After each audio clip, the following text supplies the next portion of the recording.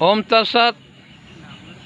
सनातन योग विद्या में आप सभी का स्वागत है। देखिए धर्म जी, आज जो मैं आपको बातें बताने जा रहा हूँ, कृपया ध्यान से सुनिए। ये देखिए, ये पेड़ जो देख रहे हैं ना, पेड़ की ऊपरी विभाग आपको दिखाई दे रहा है ना। ये देखिए कितना विराट पेड़, ये आम का पेड़ है ना। अब देखिए, ये जितना विराट पेड़ है ना, ऊपर जितना फैला है, इससे कम फैलाव इसके नीचे नहीं है।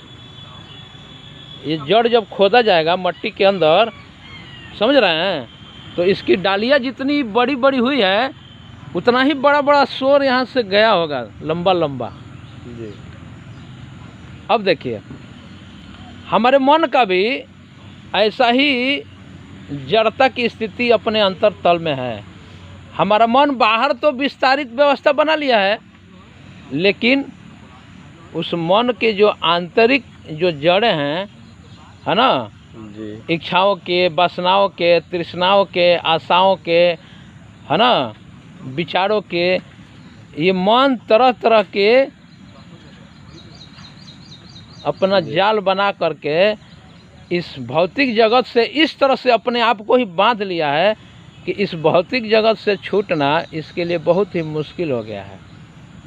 समझ रहे हैं जी। एक और बात समझ लेना जरूरी है। देखिए, ये पेड़ जो है ना, इसको जड़ जीव कहते हैं जी। लेकिन इसके पास इतना बुद्धि है कि ये पेड़ पहले अपने जड़ों का विकास करता है। इस पेड़ को मालूम है कि हम धरती से जब तक लगाव गहरा नहीं करेंगे, हम बाहर टिक नहीं सकते हैं। लेकिन मनुष्य इस पेड़ से चैतन्य प्राणी न है, बुद्धिमान प्राणी है न है, लेकिन मनुष्य अपने जड़ों का मजबूती से पकड़ नहीं बनाता है। इसीलिए भोगी और रोगी होकर के जल्द ही नष्ट हो जाता है। इसलिए मनुष्य का जड़ क्या है? मनुष्य का जड़ कभी समझे हैं क्या है? मनुष्य का जड़ जो चेतना है, जिस चेतना से स्वास्थ्य, जिससे उसका चरित्र, जिससे उसका व्यवहार का जो मजबूती होना चाहिए, आज समाज में क्यों नहीं है? क्यों भाई भाई लड़ रहा है? क्यों पति पत्नी लड़ रहे हैं? क्योंकि उनकी जो आंतरिक जड़ें हैं, उस पर कोई न तो बताने वाला गुरु मिला है, न समझाने वाला गुरु मिला है। जब तक आप आंतरिक तल से, श्रद्धा से, भाव से, प्रेम से, दया से, नम्रता से जब तक नहीं भरेंगे, इन सब का जब तक जड़ें मजबूत नहीं होगी, तब तक आप अपने व्यवहार को, अपने चरित्र को बढ़िया से प्रस्तुत नहीं कर सकते हैं। वही लड़ते रहेंगे, झगड़ते रहेंगे, रोगी भोगी होकर के जल्द ही नष्ट हो जाएंगे। ऐसे तो आत्मा मरती नहीं है, मैं कई बार बताया हूँ, शरीर छूट जाता है तो भौतिक जगत से संबंध छूट जाता है। फिर इस भौतिक जगत में मानव तन पाने के लिए इस आत्मा को बहुत भटकना पड़ता है। समझ रहे हैं जी। इसलिए मैं आपको कहता हूँ कि जीवन में सबसे पहला ज़रूरत है स्वास्थ्य, है ना। और सनातन धर्म सबसे पहले स्वास्थ्य पे ध्यान देता है। कहा गया ना, श्री गुरु चरण सरोज रज, निज मन मुकुर सुधार, बड़नौ रघुबर विमल जसु, जो दायक फल चार। जो चार फल है, उस चार फल में मनुष्य को, स्त्री हो या पुरुष, इन चारों को चार फल चाहिए, जिसमें सबसे पहले फल क्या आता है? अर्थ आता है।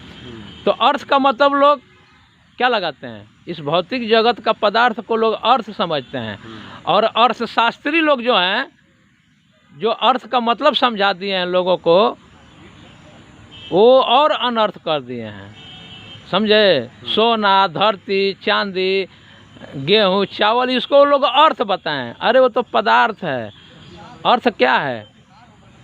तो बौद्धिक लोगों ने बताया है, विद्या धनम सर्व धनम प्रधानम, हेल्थ इज वेल्थ। स्वास्थ्य ही उत्तम धन है, विद्या ही उत्तम धन है, अब विद्या अचल संपत्ति है, इसको कोई छीन नहीं सकता है। और स्वास्थ्य जो है ये चल संपत्ति है, ये घटते बढ़ते रहता है। क्योंकि स्वास्थ्य जो है ये प्रकृति पे निर्भर है, भोजन पानी पर निर्भर है, आपके क्रिया प्रतिक्रिया व्यवहार चरित्र पे निर्भर है। आप जिस तरह से आप जीवन यापन करेंगे स्वास्थ्य घटते और बढ़ते रहेगा। जिस तरह से मौसम बदलेगा स्वास्थ्य घटते बढ़ते रहेगा। इसलिए ये चल है। और विद्या चाहे भौतिकी विद्या हो चाहे आध्यात्मिक विद्या हो, जो एक बार आप में प्रकट हो गया है वो अचल हो गया है, वो चलेगा फिरेगा नहीं। समझ रहे हैं ना? इसीलिए सारे विद्याओं में ब्रह्म विद्या यानी आत्मबोध सबसे उत्तम विद्या है।